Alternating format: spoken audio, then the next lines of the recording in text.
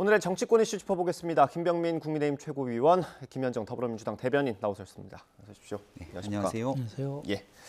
오늘 국회는 사실 장날입니다. 한동훈 장관이 법사위에 출석을 하고 지난주에 검수완박 법안에 대한 헌재 결정이 있었죠. 오늘 한동훈 장관이 역시 국회로 출근하면서 기자들을 만나서 몇 가지 얘기를 했습니다. 영상으로 준비했습니다. 보겠습니다. 만약에 실제로 민주당이 저에 대한 탄핵을 진행하게 된다면 그 절차 내에서 이 법이 얼마나 문제가 많은 법이고 국민에게 피해를 주는 법인지 실질적인 판단을 헌재로부터 받아낼 수 있을 거라고 생각합니다. 저는 피하지 않겠습니다. 저는 다시 말씀드리지만 법무장관으로서 헌법재판소의 결정에 존중합니다. 그 뜻은 제가 법무부 장관으로서 그 결정의 취지에 맞게 법 집행을 하겠다는 취지입니다. 그렇지만 많은 국민들과 많은 법률가들의 생각과 같이 저는 그 결론에 공감하지 않습니다. 일단 한동훈 장관이 지금 법사위에 출석해서 여야 공방을 벌이고 있고 또 한동훈 장관도 적극적으로 지금 해명 혹은 반박을 하고 있습니다. 한동훈 장관 스타일대로 하고 있는 것 같은데 어떻게 보셨어요? 네, 한동훈 장관 입장에서는 요목조목 본인이 하고 싶은 얘기들을 잘 정리해서 얘기하고 있는 것 같습니다. 헌재의 판단에 대해서도 최종적인 결정이기 때문에 그 내용을 존중하는 건 기본적으로 가져가야 될 입장인 것 같은데요. 하지만 헌재가 내린 결론에 대해서 전문가들마다 판단이 엇갈리고 있기 때문에 여기에 대해서 실질적으로 공감하기는 어렵다라고 생각되는 국민들도 상당할 겁니다. 네. 과정상에 충분히 법사위에 대해서 문제가 있었지만 여기에 대해서 그 법의 효력들은 인정한다는 취지에 대해서 두고두고 논란이 될 것으로 보이는데요. 이 내용을 바탕으로 오히려 민주당이 한동훈 장관에 대한 정치적 공세를 높여가고 있기 때문에 이에 대해서는 단호하게 한동훈 장관이 거기에 관련된 내용들에 맞서겠다는 의지 표현한 것으로 생각합니다. 네, 대변인님 어떻게 보셨습니까? 그러니까 한동훈 장관은 이제 국무위원이잖아요. 국무위원으로서의 태도로서는 적정하지 않다라고 봅니다. 네. 어쨌든 헌재 판결이 지금 있기 때문에 네. 한동훈 장관은 검찰의 대변인이 아니거든요. 한나라의 국무위원이기 때문에 일단 헌재 판결은 존중하는 태도를 보여주는 것이 옳다라는 말씀을 드리고 네. 사실 이번에 권한쟁의 신청은 두 가지가 있었습니다. 네. 하나는 국민의힘에서 제기한 절차 문결. 절차가 훈결이기 때문에 이 법은 무효다. 네. 이런 게 하나가 있었고 또 하나는 이제 법무부 장관, 한동훈 법무부 장관과 검사들이 신청했던 것은 이 내용을 다투는 거예요. 네. 그러니까 검사는 헌법기관이고 수사권은 헌법상의 권한이기 때문에 이거는 이원이다. 이런 네. 식의 취지의 내용이었는데 그 이후에 판결을 보면은 그 절차는 훈결이 있지만 법은 유효하다라고 판결을 했고 국민의힘의 청구에 대해서는 네. 그리고 법무부 장관과 검사의 청구는 아예 당사자 적격 자체가 없다 해서 각하했거든요. 네. 그렇기 때문에 그런데 한동훈 장관은 지금 그 헌재 판결 이후에 당사자 적격이 안 된다는 그 내용을 얘기하고 있는 것이 아니라 국민의힘에서 제기한 절차의 흥결을 지금 얘기하고 있거든요. 그러니까 서로 본인이 청구한 내용과 다른 주장을 지금 사실은 섞어서 하고 있는 그런 측면이 있어요. 그렇기 때문에 그 국무위원으로서 일각의 이제 비판들이 그런 거 아닙니까? 정치를 좀 하고 있다는 비판 속에서 자유로울 수 없다 이 말씀 드립니다. 그 말씀하신 것처럼 한동훈 장관과 검사 6명이 권한쟁의 심판을 내지 않았습니까? 그거에 대해서는 각하 결정이 나왔고요. 말씀하신 대로 그 검사의 수사권이 헌법에 보장돼 있으니 그 국회 입법이 잘못됐다라는 취지였습니다. 근데 헌재 판단은 한동훈 장관과는 달랐습니다. 그러면 적어도 유감 표명 정도는 있어야 되는 거 아니냐? 이런 지적이 있긴 합니다. 네, 그런 부분들에 대해서는 받아들여질 측면들도 일부 있다고 생각을 합니다. 하지만 정작 중요한 것은 이 내용에 대한 격가지의 문제들보다는 중요한 건 국회가 입법권을 남용해서 국회가 갖고 있는 거대 의석을 바탕으로 단 며칠 만에 뚝딱 법안을 처리 통과시켰을 때 나타나는 부작용에 대해서 국민적 우려들이 상당했습니다. 네. 국민의힘 입장에서는 이에 관련된 내용들에 대해서 상당한 문제 제기가 있었고 네. 또 민영배 의원의 꼼수 탈당 같은 경우는 이번 헌재의 결정으로도 문제가 분명히 지적됐던 만큼 네. 여기에 대해서 국민적 우려에 대한 대답을 한동훈 장관이 함께 녹여낼 수밖에 없는 측면이 있었다고 생각을 합니다. 네. 더군다나 이렇게 검찰의 수사권들을 박탈시키는 행위들이 진행되게 되면 그 피해는 고스란히 국민 몫으로 돌아갈 수밖에 없기 때문에 여기에 대한 목소리를 한동훈 장관이 늘 높여왔던 것이고요. 애당초 시작부터 충분한 시간을 갖고 야당과 여당과 협의 숙고하면서 법안을 처리 통과했으면 이런 문제점들이 발생하지 않았을 텐데 네. 지난날 정권 교체 이후로 윤석열 대통령 출범하고 나면 거부권 행사가 가능하니까 대통령 출범 이전에 후다다닥 해치우기 하기 위해 했던 법안 처리가 지금 오는 날까지 이어진 것 아니겠습니까? 네. 과거를 돌이켜 생각해 보면 6.1 지방선거 민주당이 참패를 하게 되는데 그 참패에 대한 원인 중에 한 가지로 검수완박 법안 처리의 무리한 처리 통과, 아마 민주당 내에서도 처절하게 통감했던 기억이 납니다. 예. 이런 측면들을 바라보건대 본질적으로 어디서부터 문제들이 잘못됐는지를 아마 한동훈 장관도 총체적인 언급을 하는 과정이었다고 생각합니다. 네, 뭐 헌재 판단도 그렇고요. 당내에서도 그런 목소리가 있긴 합니다. 적어도 우리가 좀 절차상의 흠결이 발견됐기 때문에 그거에 대해서는 좀 사과를 해야 되지 않냐는 목소리가 있습니다. 네, 일단 김병민 최고위원께서 그 사실관계에 대해서 제가 좀 먼저 좀 말씀드려야 될 게 뭐냐면 이 법은 여야가 합의를 했었잖아요. 2022년 4월 24일 날 권성동 원내대표 때인가요? 예, 권성동 원내대표, 박홍구 원내대표 때 여야가 합의한 내용인데 당시에 이제 윤석열 당선인 신분이었죠. 그리고 저기 한동훈 장관이 반대 의견을 표명하면서 국민의힘에서 입장을 번복하면서 이게 야당 단독으로 처리할 수밖에 없는 그런 과정들이 있었다라는 말씀을 제가 좀 먼저 좀 드리고요. 네. 그리고 이제 좀 전에 말씀하신 것처럼 이게 이제 한동훈 장관 같은 경우에는 법무부 장관이고 검사 출신 아닙니까? 네. 그 전에도 4차례에 걸쳐서 똑같은 그 판결을 한 사례들이 있었거든요. 네. 신한국당 시절에 노동관계법이라든지 미디어법 처리할 때라든지 등등해서 절차의 흥결은 있었지만 그러니까 법사위라는 상임위에서의 절차 흥결은 있었지만 본회의에 국민의힘 의원들이 참여했기 때문에 이건 유효하다라고 판결한 것이잖아요. 네. 근데 그거에 대해서 이제 말씀하신 것처럼 그 절차의 흥결, 그러니까 법은 유효하다는 판정은 분명히 있는 것이고 네. 그 헌재의 그 판결의 의미는 이 수사기소 분리 법안은 그 검찰의 수사권을 축소하라는 취지의 입법임을 명확하게 밝혔거든요. 근데 네. 그 과정에서 이제 그 법사위의 과정에서 부득이하게 이게 우리 민주당이 그 당시에 당론이었습니다. 당론이었는데 여야가 합의된 내용들이 번복되면서 부득이하게 이제 민영배 의원이 이제 탈당하는 그런 일이 벌어진 건데 그와 관련해서는 저도 우리 더불어민주당에서 이제 이게 유효로 판결돼 있고 또 사개특위 열어서 한국형 FBI나 중수청이나 설치들이 이제 이어서 나가야 되지 않습니까? 그런 과정 속에서 그런 그 절차적인 흥결이나 이런 것들에 대해서는 유감 표명이나 사과도 저는 뭐 필요하다면 충분히 할 수 있다. 근데 지도부는 좀 생각이 다른 것 같은데요. 그 얘기를 안 하고 있지 않습니까? 뭐 유감 표명이나 이런 걸. 헌재 판단 이미 지난주에 나왔는데. 아직까지 뭐 공식적인 입장으로 어떻게 할 것인가는 아직 정해진 바는 아직 없는 것 같고요. 제 개인적인 입장에서 그렇다는 겁니다. 알겠습니다. 그러면 시행령을 어떻게 할지가 또 논란입니다. 민주당에서는 시행령도 다시 돌려놔야 된다라고 하는데 어떻게 보세요? 헌재 내에서도 이 시행령은 헌재 판단에 대한 결정의 요인이 아니기 때문에 법이 제정되고 난 다음 여기에 대해서 시행령을 통해서 부족한 부분들을 정부가 메꿔나갈 수 있는 부분이어서 논란의 대상이 애당초 되지 않는다 이렇게 생각을 합니다. 앞서 이제 말씀 주셨던 내용 중에서 이제 바로잡는다고 과거에 썼던 합의문을 얘기하셨는데요. 민주당이 거대 의석의 힘으로 밀어붙이는 과정이 있었기 때문에 네. 당시 권성동 원내대표 입장에서는 그렇게 법안을 무리하게 처리하게 됐을 경우에 걱정되는 부작용들을 생각했을 때 이 정도 수준에서의 합의가 어떻겠냐고 했지만 결과적으로 당내 의원들의 반발이 있었기 때문에 합의가 파기가 겁니다.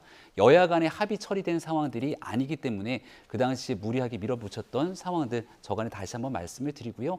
실질적으로 이 모든 법안에 대한 처리 통과 이후로 정말 국민들께 제대로 된 사법 서비스가 질 좋게 이어질 수 있었겠는가가 핵심적인 본질이라고 보게 된다면 예. 오히려 시행령에 대한 보완을 바탕으로 깡패, 한동훈 장관이 얘기하고 있는 마약 범죄 그리고 폭력 조직 등에 대한 수사 등에서 훨씬 더 큰 성과를 낼 수 있었던 만큼 여기에 대한 판단은 국민의 몫으로 돌아갈 것이라 생각합니다. 네. 근데 이게 뭐 국회에서 논쟁이 될 얘기긴 합니다만 그 법안 개정안 자체가 그 검찰의 수사권을 축소하는 법안인데 지금 한동훈 장관이 하고 있는 건 그 법안 개정안 취지와는 좀 엇나가는 거 아닙니까?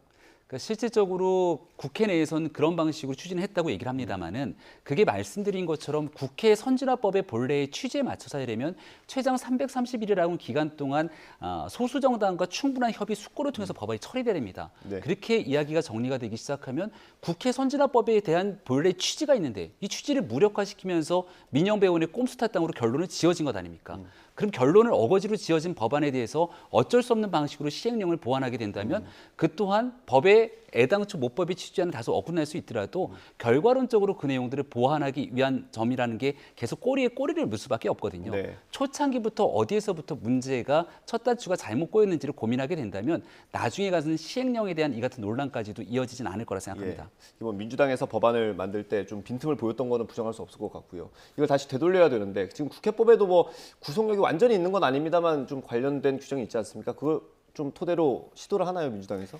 뭐 국회법 98조이 말씀하시는 것 같은데 거기 보면 이제 그 소감 상임위에서 입법 취지에 벗어난 시행령에 대해서 이렇게 확인하는 예. 그런 조항이 있는데 이게 강제 조항은 아니더라고요. 예. 어쨌든 그거에 대해서 확인하는 것은 의미가 있다라고 저는 보고 조금 전에 앵커께서 말씀하셨지만 헌재에서 분명하게 이 수사기소 분립법이 입법 취지가 검찰의 수사권을 축소하는 것은 맞다라고 분명히 확인했거든요. 그러니까 네. 그 취지대로 법무부라든지 검찰청, 행정부에서 그렇게 따라야 되는 건 분명히 맞는 것이죠. 그래서 우리 좀 전에 하셨지만 기존의 6대 범죄에서 2대 범죄를 축소한 그 내용에 기반해서 시행령으로 좀 검수 원복이라고 불리는 조치를 좀 했는데 그것이 형식적인 법률적으로의 그 문제는 지금 외형상으로는 없습니다. 네. 그런데 오히려 지금 보도에 의하면 지금 법무부에서 수사 준칙을 네.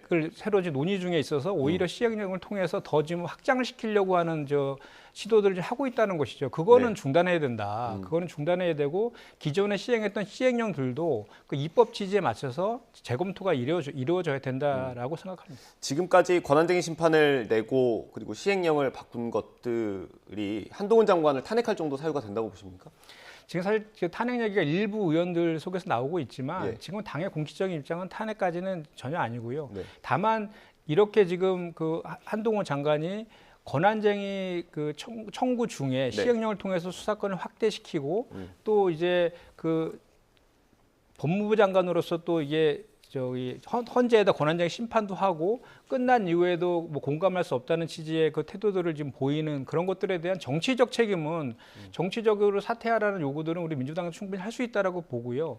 좀 전에 말씀드린 것처럼 한동훈 장관이 앞으로 계속해서 수사 준칙이나 이런 걸 통해서 시행령을 통해서 더 확대해 나간다든지 또는 계속해서 그 사법부와 입법부를 무시하는 듯한 그런 태도들 그리고 또 그와 관련된 실천들을 해 나간다고 하면 뭐 탄핵이 아니라 뭐 한동훈 장관에게 책임을 묻는 것들에 대한 검토도 가능하진 않을까라고 생각합니다. 뭐 검토라고 하면 그 한 단계 낮은 뭐 해임 건의안 뭐 이 정도. 아니 구체적으로 어떤 내용을 구체적으로 말씀드리는 건 아니지만 그래서 지금 중요한 것은 한동훈 장관이 이제는 헌재의 결정과 입법권을 존중하는 태도를 바꿔야 된다에 제가 방점을 찍어서 말씀드리는 겁니다. 그러니까 한동훈 장관의 지금 뭐 오늘 아침 국회에 나오면서 했던 발언 그리고 지금 법사위에서 하고 있는 발언들이 이게 헌재의 결정을 존중하는 건지 국민들이 보기엔 조금 의구심이 있을 수도 있을 것 같아요. 이 정도 수준의 발언들을 얼마든지 할 수 있는 것 아닌가요? 오히려 과거에 있었던 법무부 장관이었던 추미애 전 법무부 장관이 국회 내에서 소설 쓰시네라고 했던 발언들에 비춰보게 된다면 민주당이 주장하는 탄핵 발언을 그대로 과거에 있었던 추미애 전 장관에 대비해 봤을 때 아마 탄핵이 수백 번도 더 됐던 것 아니냐 이런 주장들이 가능할 겁니다. 네. 현재 민주당이 단순하게 주장만 하는 것이 아니라 과거 이상민 행정안전부 장관이 했던 행위들이나 이런 것들을 비추어 봤을 때 법률과 헌법을 위반한 중대한 혐의가 있을 때 진행되는 탄핵이라고 하는 제도를 너무 형이화시키는 것 아닌가라고 생각이 지우기가 어렵습니다. 네. 더군다나 한동훈 장관은 처음 장관에 취임했을 때부터 민주당에 있는 법사위 의원들을 비롯한 거의 다수가 상당수 정치적인 공세들을 쭉 이어왔기 때문에 지금도 결국은 그 연장선상에 있춘 것으로 비춰질 수밖에 없거든요. 예. 실제 법의 취지에 대해서 부족한 점은 없는지 또 국민들을 위해서 해야 될 역할들이 무엇인지를 고민해야 되는데 이러한 내용들이 계속 정쟁화되게 된다면 과거 추미애 전 장관이 실질적으로 윤석열 전 검찰총장과 대립각을 세우면서 오히려 그 당시 여당이 정치적인 몰락의 길을 걸었던 일 다시 재판되는 것 아니냐 이런 목소리 얼마든지 나올 거라 봅니다. 예. 근데 그런 예를 들면서 예. 한동훈 장관도 똑같이 하면 그 논리가 그 똑같이 그런 길로 가겠다는 얘기밖에 더 안 들리지 않습니까? 뭐 양 진영 다 똑같은 것 같습니다. 그 입법 절차가 지금 헌재 판단을 받게 된 그 시작은 사실 민영배 의원의 탈당 아니었습니까? 복당합니까? 글쎄요, 지금 아직 정확히는 뭐 당에서 이렇게 구체적으로 논의되고 있지는 않는 것 같습니다. 네. 그리고 그 사실 탈당을 하면 복당하려면 1년이 지나야 되거든요. 당연 당규상 그렇게 돼 있더라고요. 예, 그 아직 네. 1년 아직 안 지난 거로 좀 얼마 안 알고 남았죠. 있고. 4월 아니었습니까? 그렇죠. 예. 예. 뭐 조만간에 판단이 있어야겠네요. 그런 판단들을 지도부에서 이제 고민을 하고 있는 거로 제가 확인을 하고 있는데 네. 아직 어떻게 할 것인가 딱 결정되진 않은 거로 알고 그게 있습니다. 본인이 신청을 해야 되는 거죠? 그러니까 1년 이내에는 이제 복당을 하려면 특별 복당이라 해서 당에서 권유하거나 또는 이제 본인이 신청하더라도 그 심사하는 그런 과정들이 좀 필요한 걸로 알고 있습니다. 그러니까 그런 과정을 밟더라도 어쨌든 이게 절차상 하자가 있다는 게 드러났으니까 좀 국민들께 설명하는 자리는 있어야 되지 않냐 라는 목소리가 있습니다. 만약에 그렇게 복당 절차를 추진한다고 하면 당연히 그런 얘기가 있어야 될 거라고 생각합니다. 그리고 아까도 제가 말씀드렸지만 이게 원래는 처음에 여야 합의로 합의된 것들에 대해서 번복되는 과정에서 우리 당의 당론이었기 때문에 부득이한 측면도 있었다. 또 그거에 대해서 우리 김병민 최고가 뼈아픈 얘기를 했지만 그것 때문에 지방선거에서 저희가 또 참패하기도 하지 않았습니까? 네. 그래서 그 과정들에 대한 설명들은 자세히 해야 될 거고 국민들 공감대 속에서 진행해야 될 것은 분명한 사실인 것 같습니다. 예, 뭐 복당하는 순간 사실 국민의힘에서는 공세가 있을 수밖에 없을 것 같습니다. 민영배 의원이 실질적으로 본인의 복당 신청을 넘어서 민주당의 요청에 대한 언급을 하더라고요. 굉장히 오만한 행동이라고 생각합니다. 만약에 국민의힘에서 그 같은 요청들이 있었으면 지도부가 적극적으로 먼저 나서서 혹시나 모를 오해 때문에 그럴 일은 결단코 없을 것이다라고 아마 최고위원의 발언에서 모두 발언 등으로 정리를 했을 겁니다. 근데 아직까지 그런 얘기들이 민주당 내에서 나오지 않는 이유는 혹시 강경 지지층들의 반발을 우려해서인지 어떤 내용들인지 잘 모르겠습니다. 하지만 국민들 지켜보시기에는 이런 민영배 의원의 주장들에 대해서 민주당이 단호하게 선을 긋는 모습을 속히 보여주는 것이 우선돼야 되는 것은 아닌가 이런 생각이 듭니다. 알겠습니다. 지금 법사위가 아마 국회에서 계속 진행이 되고 있을 것 같고요. 오후 되면 더 많은 얘기가 나올 것 같고요. 내일 보도에는 저희가 좀 다양한 얘기들을 전해드릴 수 있을 것 같습니다. 다음 민주당 얘기를 좀 해보겠습니다. 최근에 이제 당직 개편이 임박했다라는 관측이 있었는데 오늘 대변인이 직접 발표를 했습니다. 이게 좀 당사자 좀 여쭤보기가 그런데, 그러니까 대변인단도 좀 많이 바뀌고요, 그죠? 예. 네, 어떻게 됐습니까? 그러니까 오늘 이제 박선조 대변인 발표를 했고요. 사실 이제 내부에서 그 당직을 갖고 있는 그 모든 분들이 사실 이게 좀 됐잖아요. 이게 고민의 과정으로 들어간 것이.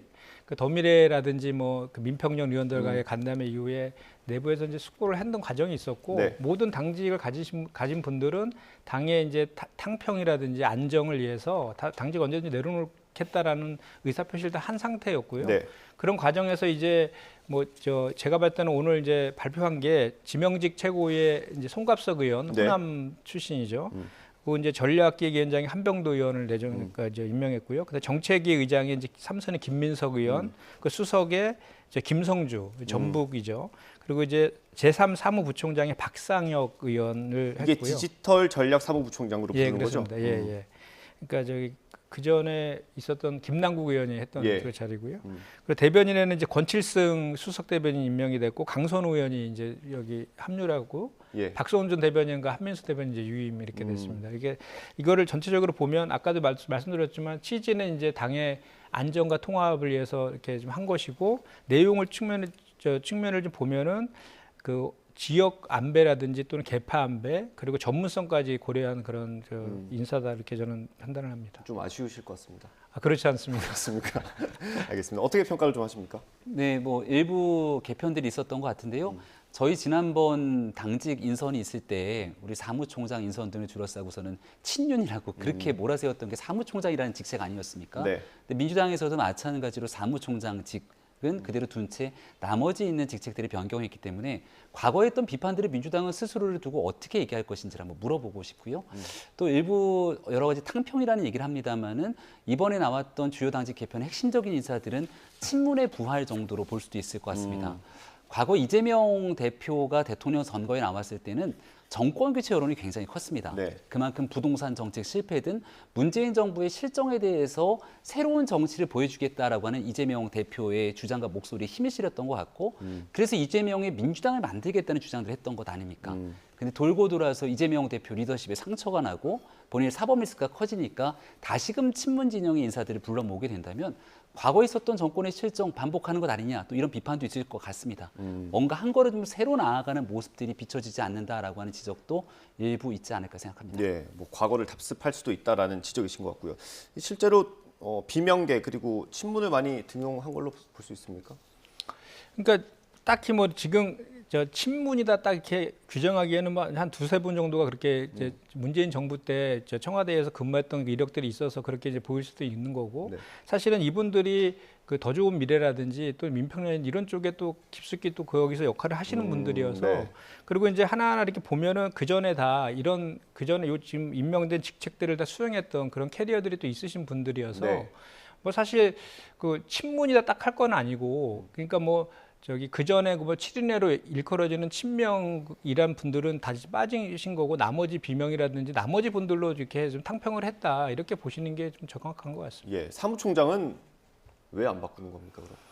아무래도 그런 것 같습니다. 이게 사무총장이 뭐 공천도 있지만 또 인사나 조직을 전체를 총괄하는 분이시잖아요. 그러다 보니까 또 바꾸게 되면 또 그걸 다 안정화시키는데 많은 시간이 좀 걸릴 수도 있고 또 그런 측면에서 또 그리고 이재명 대표가 지금 사무총장 빼고는 거의 다 바꿨잖아요, 지금. 다 바꿨습니다. 그래서 부총장이 원래 3명이죠? 예. 거기 이제 그 1부 총장이 이제 김병기 의원이고요. 예. 2부 총장이 이해식 이제 의원이신데 대부분 다 바꿨고 그렇기 때문에 특히 그리고 지금 이쪽 우리 당내에서 문제 제기를 하는 당의 그런 좀 변화를 얘기하는 분들은 그 이유를 공천이라고 두고 있지는 않거든요. 네. 좀 이렇게 그 전에 했었던 그런 이제 당의 쇄신 차원에서 좀 당직 같은 것도 다 전면적으로 좀 바꾸는 게 어떠냐라는 네.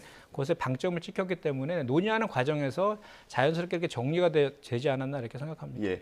이게 뭐 단정할 수는 없습니다만 이번에 인적 개편에 대해서 사실 평가가 좀 눈에 보이지 않습니까? 사무총장이 바뀌지 않았기 때문에. 그럼 혹시 후속 개편이 있을 수도 있습니까? 제가 알기로는 이게 뭐 거의 다 바꿔나가서 사무총장 빼고는 다 바뀐 거 아닙니까? 그래서 후속 조치가 있다라고 하면 뭐 이렇게 주요한 당직은 아니고 뭐 그 이제 붙자 들어가는 당직이라든지 뭐 특이라든지 이런 것들은 추가로 있을지 모르겠지만 네. 뭐 전체적인 거는 다 마무리됐다고 저는 판단을 합니다. 사실 비명계에서 계속 나왔던 얘기가 사무총장인데 그건 안 바뀌었습니다. 이거 뭐 저희가 전망을 좀 해볼 수 있을까요? 어떻게 보세요? 일단 비명계 입장에서는 사무총장이 아니라 정작 바꾸고 싶은 건 대표겠죠. 그러니까 왜냐하면 이 모든 애들은 이재명 대표의 사법 리스크 때문에 대표를 물러가게 되는 목소리, 또 질서 있는 퇴진 등이 나오게 된 것 아닙니까? 그러니까 실제 사무총장이 들고 나고에 대한 일이 중요하기보다는 과연 이재명 대표 체제로 총선을 치를 수 있겠는가 여부가 민주당 내에 다른 목소리가 있는 사람들에게는 가장 중요한 쟁점이겠죠. 지금 이제 이재명 대표에 대한 기소 여부들도 일부 결정이 났는데 추가적으로 더 앞으로도 이재명 대표의 사법 리스크는 더 확대될 수 있고 추가적인 구속영장이 청구될 수도 있고 추가 기소 여부 등 많은 애들이 남아있는 것 아닙니까? 그 이후에 여론이 어떻게 돌아가는지에 대한 여부에 따라서 지금 있는 당직 개편이 이제 끝으로 매듭이 정리되는 것이 아니라 혼란의 시작이 다시 될 수도 있다 이렇게 생각합니다. 예, 이 당직 개편이 오늘 아침에 발표가 됐기 때문에 그 이후에 어떤 반응이 나올지는 저희가 조금 더 지켜본 다음에 전해드릴 수 있을 것 같고요. 이렇게 조직 개편은 일단 일단락을 했는데 강성 지지층들의 어떤 폭력적인 행위라고 해야 될까요? 그 이원욱 의원이 있는 그 지역구 사무실에서 좀 이렇게 집회를 하고 이런 것들이 이재명 대표도 부담이 됐고 또 이재명 대표가 좀 자제해달라고 여러 차례 요청을 했는데도 그게 끊이지 않고 있습니다. 지금 당 내에서도 좀 여러 얘기가 나오고 있는데 저희가 영상으로 인터뷰를 준비했습니다. 들어보고 돌아오겠습니다.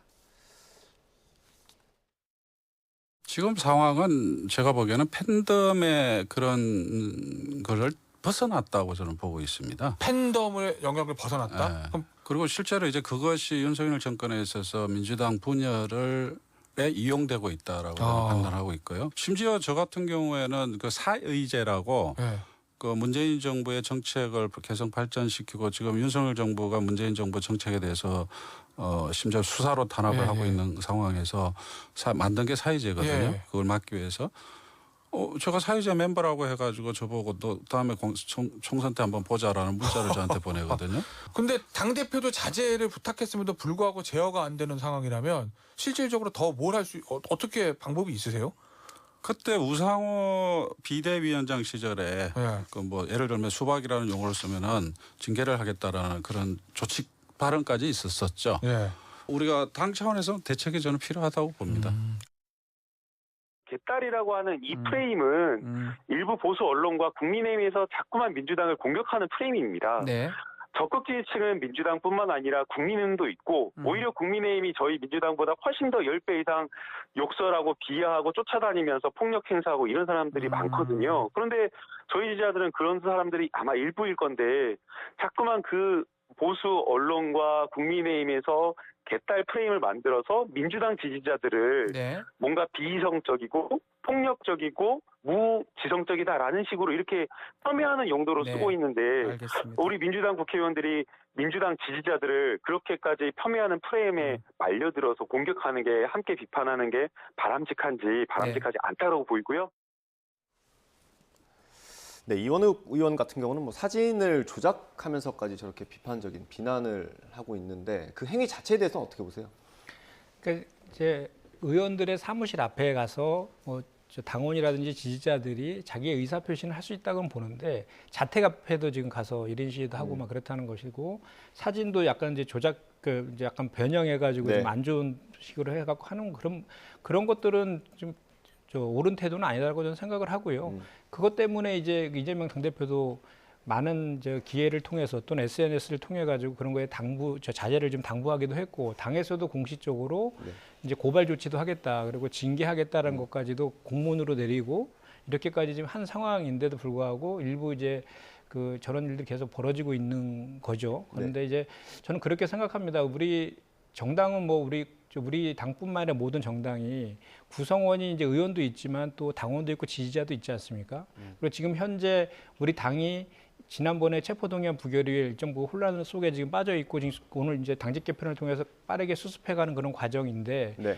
그런 우리 당의 그런 상황들에 대해서는 여기 구성원들 전체에 대해서 각각의 역할들이 있을 거고 또 그 역할에 대해서 또 요구하는 목소리들이 서로 다를 수는 있어요. 그렇기 때문에 제가 봤을 땐 지금은 그 이런 일탈이나 이런 행위들에 대해서는 당이나 당에서 더욱더 좀 이렇게 좀 자제를 당부하는 방식들을 좀 찾아 나가야 될 것 같고 네. 또 그리고 또 그런 그 행위들이 있으면 반드시 원인이 있는 거 아니겠습니까? 예. 그 원인에 대해서도 다 내 탓이하면서 좀 같이 당에 이렇게 화합과 통합 그 당원들의 결속을 위해서 같이 노력하는 모습들도 필요하다 이런 생각도 합니다.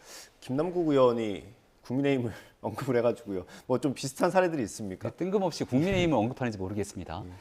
민주당 내에는 이게 우리 국민의힘이 지어내거나 보수 언론이 프레임을 잡은 게 아니고요. 조금 전에 이원욱 의원 보듯이 민주당 내에서 제발 좀 하지 말라는 목소리들이 튀어나온 겁니다. 그럼 이게 이재명 대표 때 들어서 갑자기 나온 거냐? 그게 아니라 지난번 2017년 대통령 선거 당시 그 당시도 문자 폭탄에 대해서 문재인 대통령 후보가 경쟁을 흥미롭게 만드는 양념이다라고 얘기해서 얼마나 큰 논란이 있었습니까?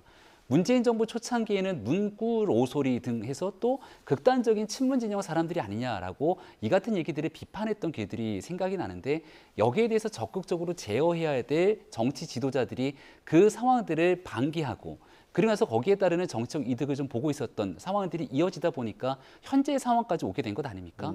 그 문제 좀 끊어내라고 민주당 내에서 얘기하고 있는 걸 김남국 의원이 얘기하는 것처럼 엉렁뚱땅 정치적 물타기로 해결하려고 하면 당 내에서부터 비판이 나올 수밖에 없을 겁니다. 네. 우리 정치 문화를 위해서 꼭 필요한 일들 김현정 대변인께서 좋은 말씀 주셨는데 이런 일들에 대해서는 여야가 공히 대한민국 정치 문화 발전을 위해서 함께 고민할 지점들도 있다고 봅니다. 좀 당 차원에서 할 수 있는 것들이 뭐가 더 있겠습니까? 이재명 대표도 사실 수차례 하지 말아달라고 그렇게 호소를 했는데 안 되니까 좀 답답할 수 있을 것 같아요. 이재명 대표가 말로는 그렇게 얘기를 하고 있는 상황인데요. 실질적으로 본인에 대한 체포동의안이 올라왔을 때 이 체포동의안을 아주 근소한 차이로 부결이 된 것 아닙니까? 근데 이른바 지지자들의 적극적인 행동으로 이득을 보게 됐던 건 결과적으로 이재명 대표 아닙니까? 이런 방식으로 이재명 대표 본인에게 유리하거나 불리한 이슈에 따라서 지지자들의 행동들이 이어지게 되는데 이걸 과거에 오랜 기간 동안 이른바 방기하면서 본인의 정치적 이득을 확보해왔던 것으로 보여지기 때문에 어느 날 갑자기 하지 마라 한두 마리를 건넨다고 해서 정리될 건 아니라고 보고요. 좀 지속적인 노력이 필요한 사안이라고 저는 생각합니다. 네, 이게 뭐 당내에서도 끊어내자라는 목소리가 나올 정도면 그만큼 심하다는 얘기인데 앞으로 좀 어떻게 해야 되겠습니까? 그 자정 노력이 필요한데 그 보니까 그 당원이 또 아니시더라고요. 어디 그쪽 이제 저기 이원욱 의원도 있고 박용진 의원 예, 이랬는데 이제 확인해 보니까 당원이 아니시더라. 실제로 거기 가신 분들은 예, 그러니까 그렇게 저런 일을 이제 당하신 의원들이 이제 확인해 보니까 당원 조회범 나오잖아요. 그러니까 당원이 아니더라 이런 것도 있는데 여러 가지 분들이 섞여 있는 것 같아요. 네. 그래서 지금 이제 너무 과도한 거에 대해서는 계속해서 저희가 이제 자정 노력을 하고도 계속 당부도 하고 권고도 하고 또 아까도 우리 당에서 공식적으로 얘기한 것처럼 너무 과도하거나 그러면 징계라든지 이런 절차들도 필요한 이제 조치를 해야 되지 않을까 하는 생각을 듭니다. 네, 알겠습니다. 오늘 인적 개편이 있었고 당원들의 강성 지지층의 목소리는 조금 더 갈수록 거칠어지는 것 같고요. 이것도 하나 이재명 대표가 넘어야 할 산인 것 같기도 합니다. 사법 리스크는 계속해서 이어지고 있고요. 검찰이 지난주에 백현동 사건 관련한 구속영장을 청구한 걸로 확인이 됐습니다. 오늘 영장 심사가 있을 예정인데, 그러니까 그 선대본부장을 지냈던 김인섭 씨의 측근에 대해서 구속영장을 청구한 거 아니겠습니까? 이것도 그러면 거의 수사가 거의 마지막까지 왔다라고 봐야 될까요? 네, 그리고 실제 그 김인섬 씨의 측근이 수십억 대의 돈을 받았던 내용들까지 확인이 좀 되고 있는 상황으로 보이게 되는데요. 이 지자체가 갖고 있는 인허가권을 남용하기 시작하면서 누군가 브로커가 끼게 되고 거기에 수십억의 돈이 오갔다고 한다면 그야말로 부정부패에 대한 가장 대표적인 케이스가 아니겠습니까?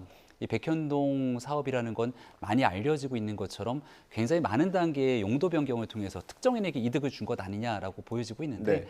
이 일에 대한 신속한 수사 결과가 좀 나오게 되면 좋겠다 생각이 되고 백현동 관련해서는 또 이재명 대표가 과거에 했던 대통령 선거 기간의 발언들이 공직선거법 위반으로 재판까지 이어지는 것 아닙니까? 네. 많은 일들이 맞물려 있는 만큼 검찰은 조속하게 사건이 일단 빠르게 좀 정리를 해서 재판 결과가 국민 앞에 알려졌으면 좋겠습니다. 예, 뭐 이 오늘 영장 심사를 받는 그 A 씨라는 김 씨인가요? 김 씨의 위증 혐의까지 지금 거론이 되고 있거든요. 어떻게 보십니까?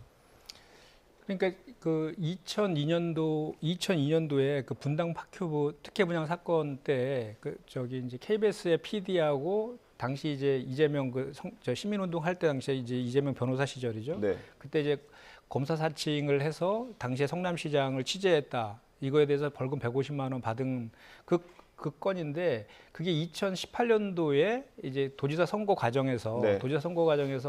그 발언이 이제 허위 사실이다라고 해서 이제 그 재판을 받는 과정에서 그 김모 씨라고 얘기하는 사람들한테 이중 교사했다 이 내용이잖아요. 근데 그 어제 우리 당대표실에서 공식적으로 입장문을 낸 것은 이중 교사한 건 아니고 그 내용들을 증언을 해야 되니까요. 증언을 해달라라고 한 것이지 위증을 교사한 것은 아니다. 이렇게 명확히 입장을 발표했습니다. 이 사건 자체는 어떻게 보십니까? 백현동 사건. 백현동 사건 같은 경우에는 그 당시에 이제 이재명 대표 측에서는 그 당시 박근혜 정부 때 그 국토부의 용도 변경 요청, 식품연구원의 그 지방 이전 때문에 그런 과정 속에서 부득이하게 용도 변경을 한 것이다라는 것이고 4단계 종상향 한 것에 대해서는 그 부지가 R&D 부지여서 네. 그 2종으로만 해서는 그 R&D를 거기다 설립할 수가 없어가지고 부득이하게 4종으로 했다라는 게 이제 주장이기 때문에 이 백현동 사건도 이제는 결국은 이제 검찰에서 기소를 할 거 아니겠습니까? 네. 답정 기소라고 저희는 생각하고 있기 때문에 그래서 이제 대장동 사건도 그렇고 성남 FC 건도 그렇고 지금 다 기소 단계로 넘어가고 있지 않습니까? 선거법 재판도. 그래서 이것도 기소가 되면 재판 과정에서 증거를 통해서 유무죄를 다투는 것이 가장 실체적 진실에 근접할 것이다 이렇게 생각합니다. 알겠습니다. 마지막 주제로 넘어가 보겠습니다. 국민의힘 얘기를 해볼 텐데 정책위를 좀 강화한다는 움직임이 있습니다. 이게 정책조정위원회도 좀 기능을 복원하고 뭐 부의장도 서너 명 확대한다는 얘기가 있는데 어느 정도 윤곽이 다 나온 겁니까? 오늘 이제 박대출 신임 정책위 의장이 처음 최고위 회의에 참석을 했습니다. 집권당의 정책이기 때문에 특히 정부와 당의 정책 조율을 최종적으로 총괄하는 이 정책위 의장의 역할들이 막중할 거라 생각하고요. 네. 그동안 정책위 의장이 좀 주도적인 역할을 해왔다면 훨씬 더 많은 인사들이 이 정책위에 참여하면서 정부와 당에 대한 정책 조율을 또 당이 주도적인 역할을 할 수 있도록 하는 게 중요하다 생각하고 최근에 이제 정부 정책들이 여러 개 발표가 됐습니다만 가장 국민과 가까이에서 피부에 체감할 수 있도록 소통하는 게 또 정부보다는 당의 역할과 기능 아닙니까? 네. 그런 측면에서 돌다리도 두들겨 가면서 정부의 정책적 기능을 완성시키고 좋은 정책이라도 홍보가 굉장히 중요합니다. 네. 홍보의 최전선에 또 당이 설 수 있도록 그 정책위의 역할과 권한들이 상당히 막강해질 거다 이렇게 말씀드리겠습니다. 그 정책을 발표하는 과정에서 좀 혼선이 있었고 그런 것들이 좀 지지율에도 영향을 미쳤다라고 판단하는 거죠? 과거에 있었던 문제들 국민들께서 주신 우려들 잘 알고 있고요. 혹시나 부족한 부분들이 있었다면 똑같은 문제들이 반복되지 않도록 철저하게 저희가 재발 방지 위해서 노력할 생각입니다. 예, 어떻게 평가하십니까? 정책위 강화하는 거. 강화를 해야 되는 게 맞죠. 왜냐하면 최근에 뭐 69시간제라든지 또는 20대에 3명이 자녀를 낳으면 군대를 면제시켜준다라든지 이런 것들에서 정책적인 혼선들이 지금 많이 노출된 건 사실이잖아요. 그래서 당정 간의 그런 정책 협의가 아주 잘 순조롭게 되고 있지 않다라는 느낌을 국민들이 많이 받은 것 같아요. 그게 이제 국정 지지도의 하락으로도 이어지고 있고 네. 그렇기 때문에 당정 간의 이제 정책 협의는 대단히 중요한 축이기 때문에 그걸 강화시켰다라고 말씀하시니까 그런 거고 실질적으로 그것이 이제 저는 그렇게 생각하거든요. 우리가 늘 이제 그런 얘기를 하지 않습니까? 그러니까 윤석열 정부 같은 경우에는 최근에 한일 간에 한일 네. 외교 때문에 굴종 외교라는 그런 비판, 그리고 69시간제에 있어서의 정책적인 혼선, 뭐 이런 것들 때문에 지지율이 많이 떨어지고 있는데, 그러면 그런 지지율을 회복하기 위해서는 그 잘못된 것들을 인정하고 그거를 이제 회복할 수 있는 뭔가의 조치들, 대안들을 제시해야 되는데, 그런 것들이 지금 잘 안 보이고 있거든요. 네. 그 지금 주 69시간제 같은 경우도 입법 예고한 지 3주가 지났는데 아직 내용조차도 확정하지 못하고 있거든요. 네. 입법 예고 기간이 6주거든요. 그래서 저는 국민의힘이 이제 공당이고 여당이기 때문에 정부에서 좀 민심을 제대로 확인하지 못한 정책이나 이런 것들에 대해서는 그 여당으로서 그 목소리도 좀 서로 이렇게 논의하는 과정에서 많이 반영을 시키고 할 필요는 있어 보입니다. 이게 원래 윤석열 대통령이 정부 내각을 꾸리고 할 때는 장관들한테 좀 많이 힘을 실어주겠다라고 했는데, 이렇게 되면 장관들한테 힘이 좀 빠지는 거 아닙니까? 스타 장관이 얼마든지 나왔으면 좋겠다라고 얘기를 했고, 장관들이 주도적인 역할을 할 겁니다. 하지만 이 장관과 내각이 혼자서 주도적인 플레이를 한다 그래서 그 내용들이 온전하게 국민에게 전달되는 것이 아니라 당과 정부가 함께 손발을 맞춰가면서 국민께 다가서는 게 가장 핵심적인 내용이겠죠. 네, 그런 측면에서 내각의 역할과 또 당의 역할들이 고루 균형을 맞출 수 있는 일들이 곧 다가오고 있다고 생각을 합니다. 네. 네, 이렇게 여당이 지금 정책에 힘을 주는 이유가 아무래도 지지율이 좀 연관이 돼 있을 수도 있을 것 같은데, 오늘 여론조사 지지율 그래픽 한번 볼까요? 네, 윤석열 대통령의 지지율 긍정평가 36%고요. 부정평가가 61.2%입니다. 뭐 큰 폭의 변화는 없지만 긍정평가 조금 내렸고 부정평가 조금 올랐습니다. 다른 그래픽 하나 더 있을까요? 네, 이게 추세를 볼 수 있는 건데, 이게 지금 어쨌든 대통령의 지지율이 3주 연속인가요? 3주 연속으로 조금씩 내려가고 있습니다. 이거 어떻게 평가해야 될까요? 지난주에 비해서 뭐 내려갔다기보다는 거의 동의하게 평이하게 예. 나타난 뭐 지지율 정도로 보이는데요.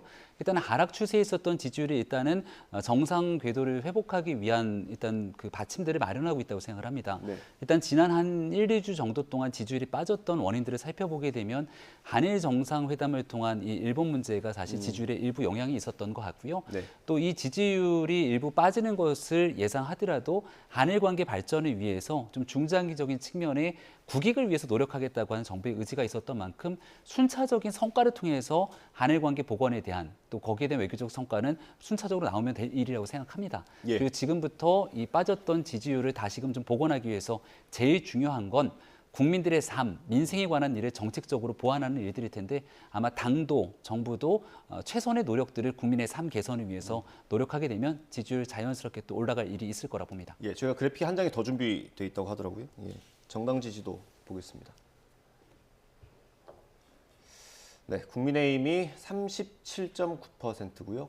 민주당이 45.4%입니다. 국민의힘이 조금 올랐고, 이것도 역시 뭐 큰 변동은 없습니다. 45.4%, 민주당이 조금 내려갔습니다. 국민의힘 지지율 같은 경우에 이게 전당대회 끝난 이후에 좀 이렇게 당이 역동성이 떨어지는 거 아니냐 이런 얘기들도 나오고 하다 보니까 한동훈 장관을 차출해야 되는 거 아니냐, 이게 뭐 기사로 나오는 건지 어디서 누군가 얘기한 건지 모르겠습니다만 자꾸 나옵니다. 한동훈 장관 차출 거의 확실한 것처럼 보이는데, 총선에서는 어느 정도 시점이 좋다고 보십니까? 지금 야당에서 한동훈 장관 탄핵 얘기가 나오고 있는데 예. 총선 차출 얘기가 나오게 되면은 한동훈 장관과 국민의힘 또 법무부에도 별로 좋을 일은 없을 거라고 생각을 합니다. 총선이 한 1년 정도 남다 보니까 네. 총선을 앞두고 여러 가지 시나리오를 그리면서 많은 얘기들이 오가게 되는데요. 한동훈 장관에 대한 국민적 지지도가 꽤 높고 또 이른바 인지도도 높은 상황에서 국민적 호소력이 큰 정치적 역량들을 갖춘 것 아니냐, 이런 주장들이 있기 때문에 나오는 하나의 배경이 있는 것 같고요. 한동훈 장관은 지금 입장에서는 총선에 대한 언급에 조금이라도 이름이 나오기보단 대한민국 법무부 장관으로서 본인이 갖고 있는 역량들에 최선을 다하고, 그리고 당도 사람과 구도 뭐 이런 방식의 전략적인 측면에서 접근하기보다는 집권당으로서 국민들께 어떤 정치적 효능감을 줄 것인지를 당분간 몇 개월 동안에 주력하는 것이 훨씬 더 보탬이 될 거라고 저는 생각합니다. 국회에서 자꾸 한동훈 장관에 이렇게 포커스가 가게 만드는 건 사실 민주당인 것 같은데, 좀 부담스럽거나 그러지 않습니까? 부담스럽다기보다는 현안이 지금 법무부 장관 연관돼 있다 보니까, 예. 그리고 또 한동훈 장관이 정치를 잘하시잖아요. 계속해서 이제 돌발적인 발언을 하니까 그거에 대해서 당의 입장에서 그 해당 의원들이 얘기를 안 할 수 없게 만드시는 그런 재주가 있으시더라고요. 근데 저는 이제 이번에 이 여론조사를 보면서 특징이 있어요. 그러니까 그 부정층이 61.2%더라고요. 그러니까 부정층이 대통령 지지율이요? 예, 이제 60% 이상으로 이제 고착화되고 있다는 건 측면이 있고 사실 지난번에 이제 국민의힘 전당대회 한참일 때 작년 12월부터 2월까지 3개월 동안은 정당 지지도 국민의힘이 이제 민주당을 앞서고 컨벤션 효과가 있었는데 지금은 이제 컨벤션 효과도 빠지는 그런 상태에서 국정 지지도도 지금 69시간제라든지 뭐 한일 불종 외교라든지 이런 것 때문에 빠지고 있는 상황인데 그런데 반대로 그렇다 해서 또 우리 민주당이 그런 그 여론들을 다 흡수하고 있느냐 이것이 아니라 오히려 무당층이 많이 늘고 있더라고요. 네. 근데 중도층도 지금 국정지지도나에서 많이 지금 저기 부정적인 여론이 많이 올라가요. 저 여론조사보다 더 많이 올라가고 있거든요. 그렇기 때문에 지금 현재 국정과 관련해서는 그 중도와 무당층은 대단히 부정적인 기류가 되게 강한 거 분명한 사실인 것 같고요. 네. 그거에 대해서 회복하는 것은 이제 정부 여당의 몫인 거고 네. 우리 민주당 입장에서도 이 사실 여론조사라는 게 제가 그동안 쭉 이렇게 보니까 상대당이 못해서 반사 이익으로 얻는 예. 서로 주고받고니 이렇게 하는 그런 지금 흐름인데 뭔가 이제 우리 더불어민주당도 이런 저 빠진 그 중도층이나 무당층을 흡수하기 위한 당 차원의 이런 뭐 이제 당직 개편도 새로 했으니까 경제나 민생이나 뭐 이런 것들 관련해서 또 선명 야당의 모습을 잘 보임을 해서 우리 스스로의 그 득점을 해나가는 그런 전략 전술이 좀 필요해 보인다 이 말씀도 드립니다. 총선 이기려면 한동훈 장관 필요하긴 하죠. 한동훈 장관이라는 한 사람보다 총선을 이기려면 제일 중요한 건 윤석열 정부 성공이 가장 중요합니다. 그래서 사람에 대한 얘기보다는 윤석열 정부 성공을 위해서 당이 더 노력하는 모습을 보이겠다는 말씀을 드리겠습니다. 알겠습니다. 혹시나 하고 던져봤는데 모범 답안을 또 해주셨습니다. 오늘 말씀 여기까지 듣겠습니다. 두 분 말씀 감사합니다. 네.